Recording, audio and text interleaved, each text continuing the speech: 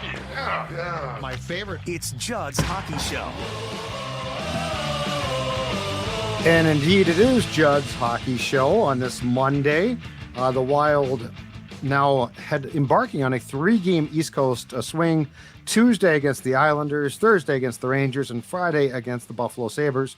AJ Fredrickson, along as he was last Monday as well. And AJ, I want to talk about this. So the Wild had lost 4 consecutive games and fallen to 3-5-2.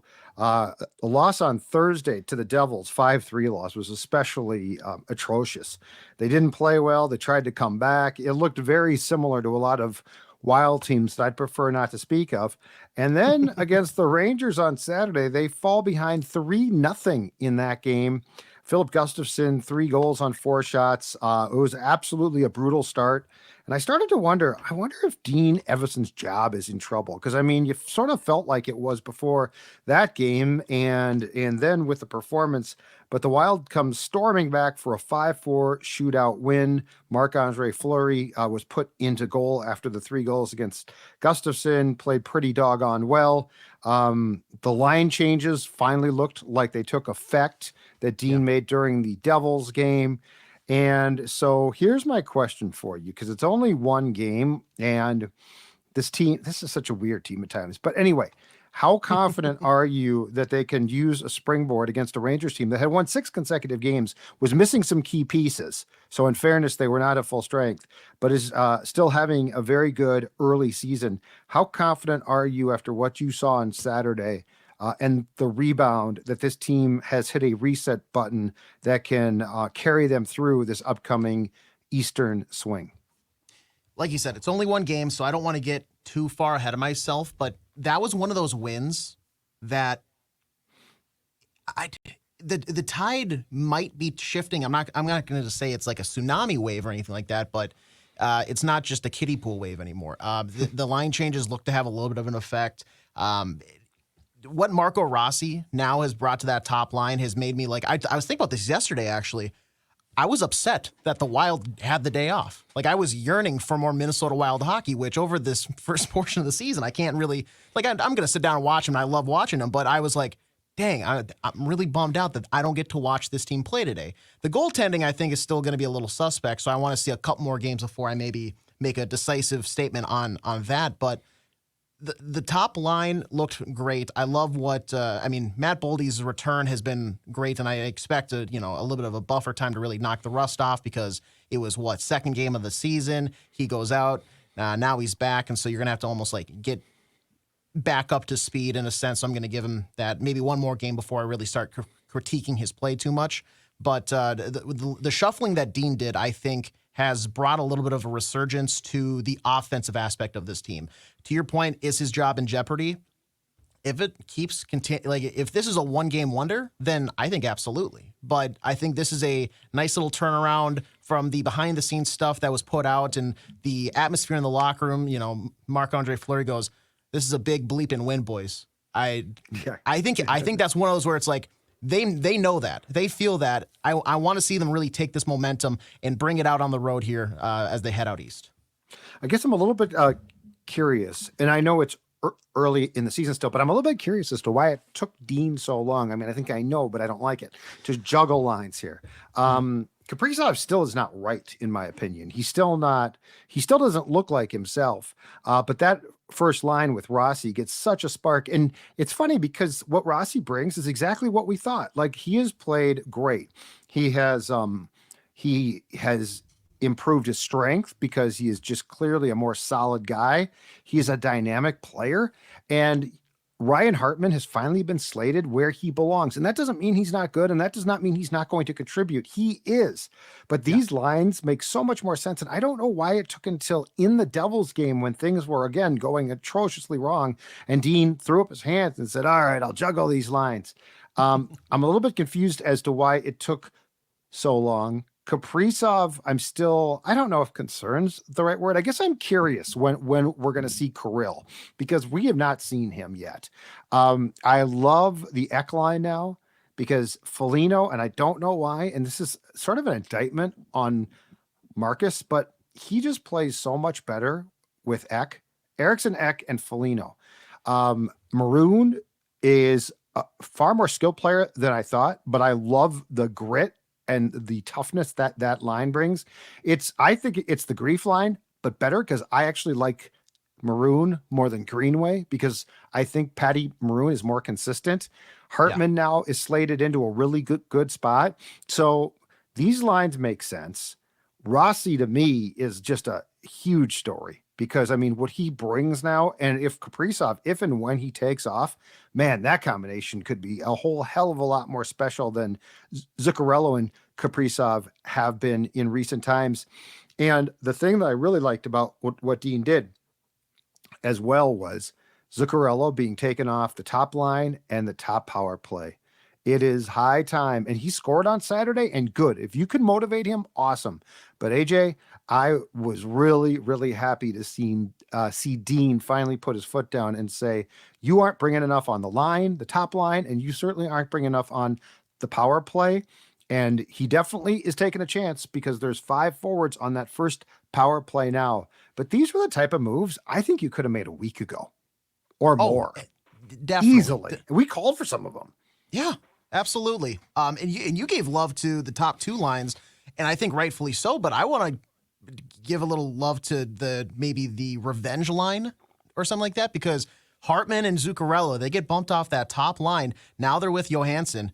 That line, over 9 minutes of ice time, they generate the most expected goals for against the Rangers and the least expected goals against. So not only were they good offensively, but defensively, the statistics backed it up as well. So those guys, whether it's that motivation that they needed to really bring their game up to another level, or if that is just, now they're clicking and they're like, okay, well, now I'm not saying that not playing with Kirill is like the motivation they needed, but it's nice to see those guys get bumped and demoted in a sense, but they're almost performing better now.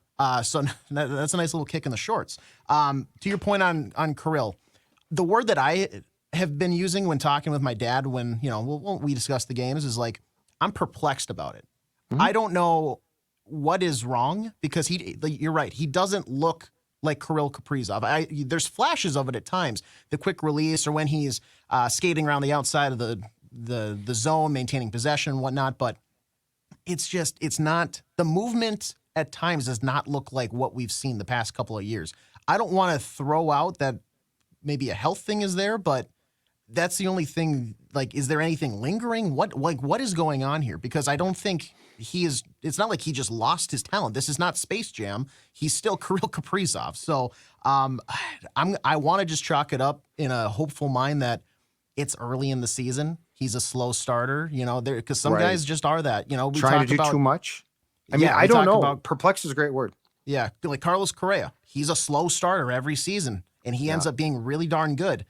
I really hope that this is maybe the case. I'd rather him turn it on sooner than later, but if it takes him, a month or so, and then it's, lights out, that's fine. We'll deal with it. I'll push through the weeds in the meantime, but I want to see at least like a little bit of a stretch here of Kirill Kaprizov being at that top level that we've seen over his tenure so far.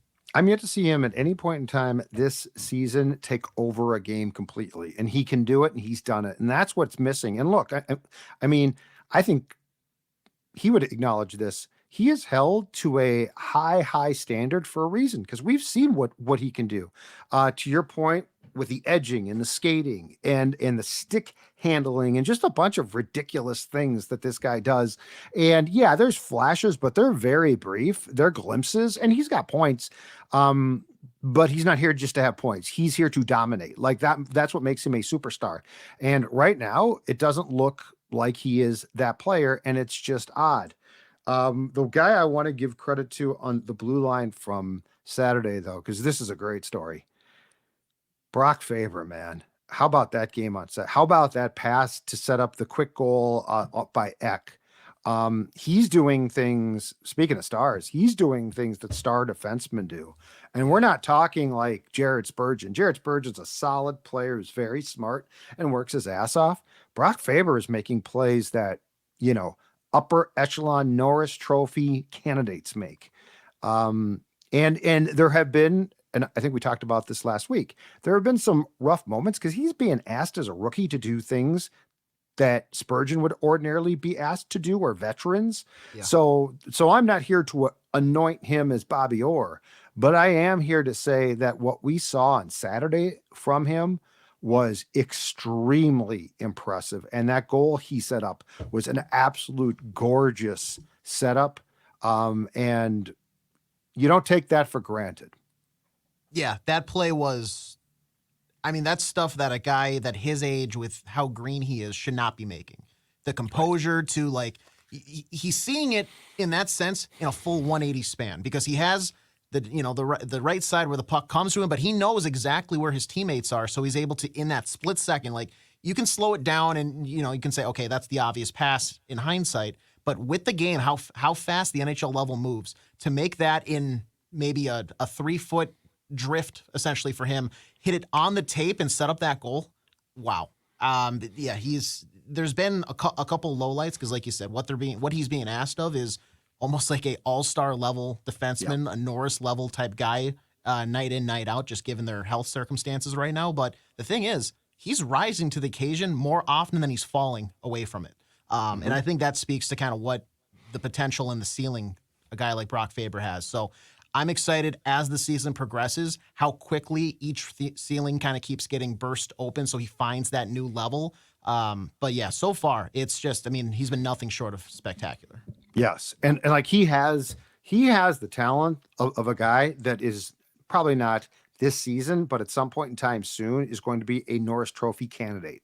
Yeah. And that's high praise. I mean, that's Makar, that's Fox, that's Carlson, but he's old. But my point is, like, when you see what Brock can do as a rookie, and when you consider that he stepped into a playoff series in a league where the playoffs are extremely, it's a different game from what we're seeing right now. And to play the way he played, I don't know if I said this to you or Dex. I think the Fiala trade is going to end up being a steal for the Wild. Like, I think we're going to look back on that trade and say, yeah, you know what? Kevin Fiala, great to have a scorer. But I think Bill Guerin, and there have been missteps too by Billy, but I think this one, we're going to say, oh my God, I had no idea that despite the fact he played in our backyard, I had no idea that this kid was going to be this good. And the progression is just starting. Like, you can see his game going up and up and up. So I am super excited.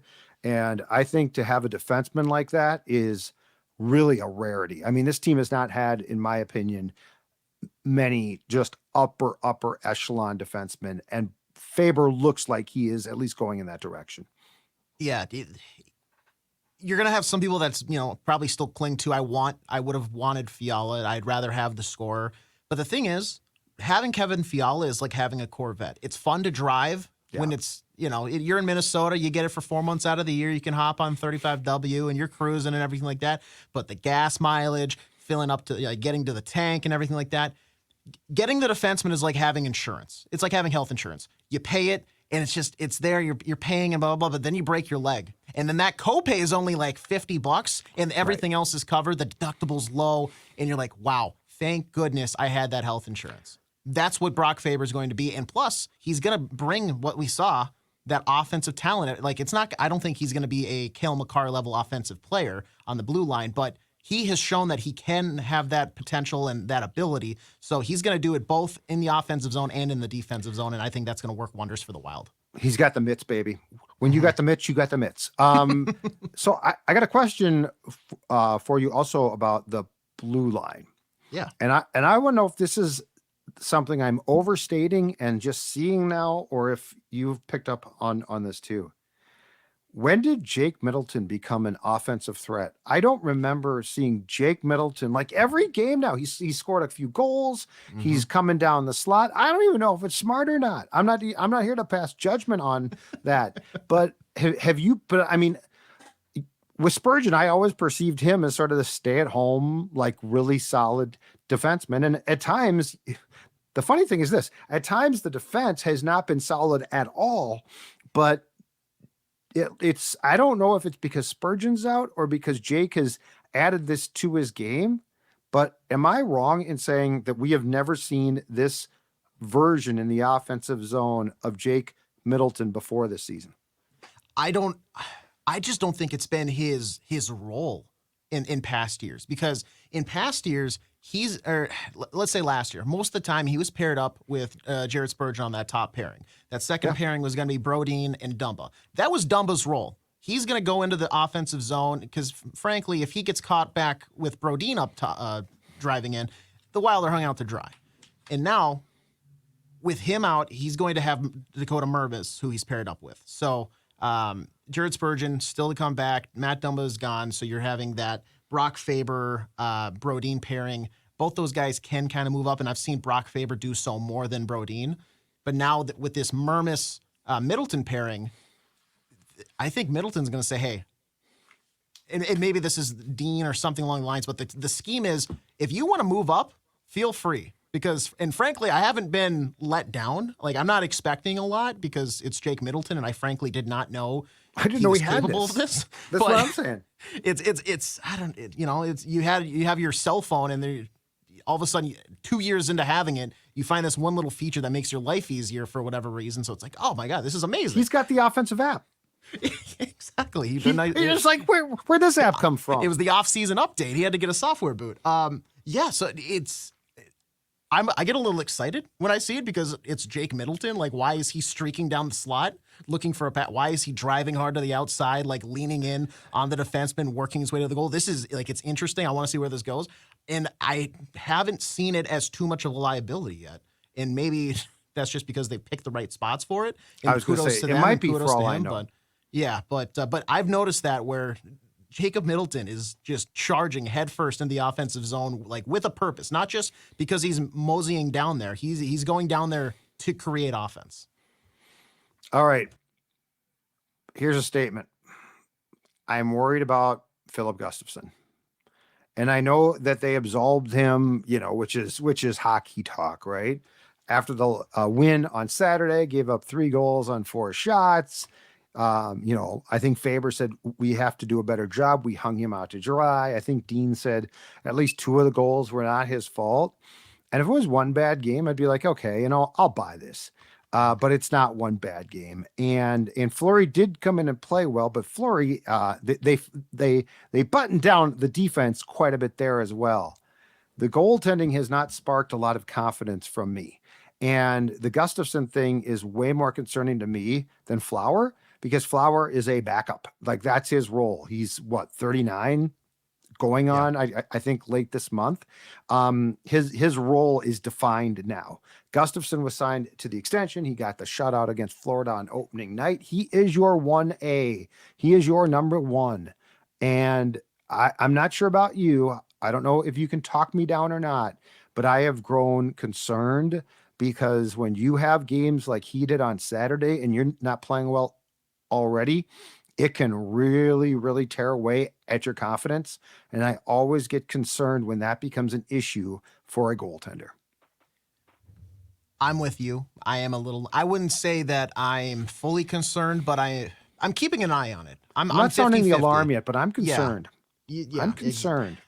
It's like, statistically, he's the worst goalie in the league right now. And it's close, but I hate saying that because it's been some really bad starts at times. Like, this weekend was just, almost turn the channel type bad for the first 4 shots. But I would like to believe that it's not a one-season wonder for him.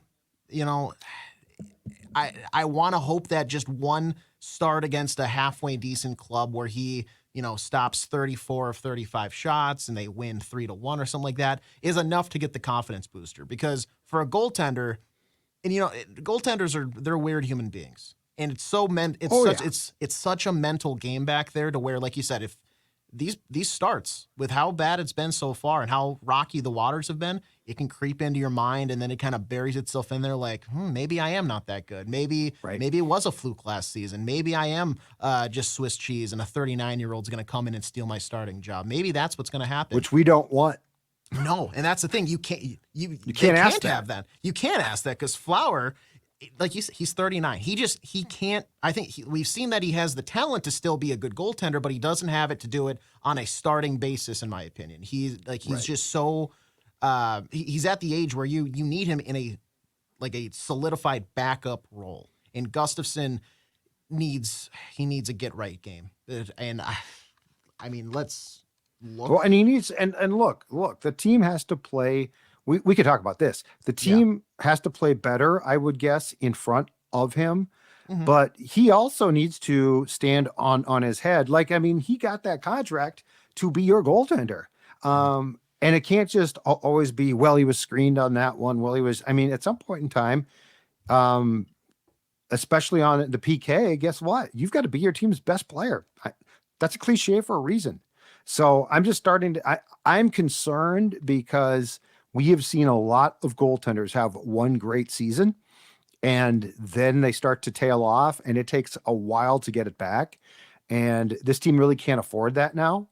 And I think what we did see now I will say this, and it's sort of a self-indictment. What we saw from the Wild against the Rangers after they went down 3-0 was a style of play that we need to see now repeated again and again and again. And it was high intensity. It was good. But I thought that sort of indicted themselves as to the sort of crap we've been getting, you know, like this is what we need to see now. This is the type of engagement. Like that was very impressive. The Rangers are a good team and the Wild was moving and the Wild was possessing the puck. And I mean, it looked like the Wild was a superior team. So like, how much can you repeat that? But, you know, for all of those, and Dex, you know, brought this up, I think it was 2 weeks ago now, is this just not that good of team? Well, the team that we saw on Saturday that came back to win looked like a damn good team. Can you repeat that again and again and again? And if you can't, why not is the question to me. Yeah, the play up front needs to be better. When you look at he's right now second in the league for goals against as a goalie so far. He only trails Mackenzie Blackwood, which the winless Sharks, you'd expect that. But the problem there is Mackenzie Blackwood with 31 goals against has a negative 3.6 goals saved above expected. Filip Gustavsson is negative 6.7, almost double that. Ooh. Like it is not, it's not close. Ooh. Like he's letting in goals, and a lot of them are mainly his fault. Is the issue here? Almost on the opposite spectrum, Jonas Johansson with the Lightning. He's allowed 26, but he's saved 5.5 more goals than what's expected against him. That's the difference here between some of these goalies that are. He's a backup. Exactly. Performing well, but what we're seeing with Gustafsson, I don't want to say it because you're not supposed to, but does he just have the yips here to start the season? Is that what this is? Where it's just he's just so inside of his head, he's put himself in his own back pocket to where he just can't, he just can't get out of it right now. His confidence is shaken. His confidence is shaken. There's no question about that. Like, yes, they didn't play well to open the game on Saturday, but you can't tell me that all three of those goals go in if he is playing where he was last year. They don't. No. Now maybe one of them does, maybe two of them. I don't know. Yeah. But yeah, it's a definite concern because the last thing that this team can afford is to come out hightailing it, look good, and give up a couple crappy goals. And to your point, you're exactly right. Marc-Andre Fleury you can't just flip it. You can't just be like, okay, Flower, you're the guy now. I guess you could do it for a week or so, but he's too old to do that consistently. To think that's fair would be a mistake. And it sounds like Jesper Wallstedt is going nowhere because they want him to spend another season in Iowa. So, which I think is the right move. What are the alternatives? I have no problem with that. I do think that you might have to be prepared to make a change though, to get a goaltender from elsewhere then. Yes. Or unless you think the other kid with the Iowa Wild is set. I know that they've got another goaltender down there, but I'm just saying you can only do this for so long. And the stats that you just gave me are definitely concerning. So absolutely. All right. We are done. Age. Thanks much. We'll be back with another JHS on Wednesday. It will be me, Declan, and Jesse Pierce, at which point in time we'll talk about what the Wild is doing from a lame standpoint of their post-game award to players. Are you serious? How boring. We'll talk about that and much more.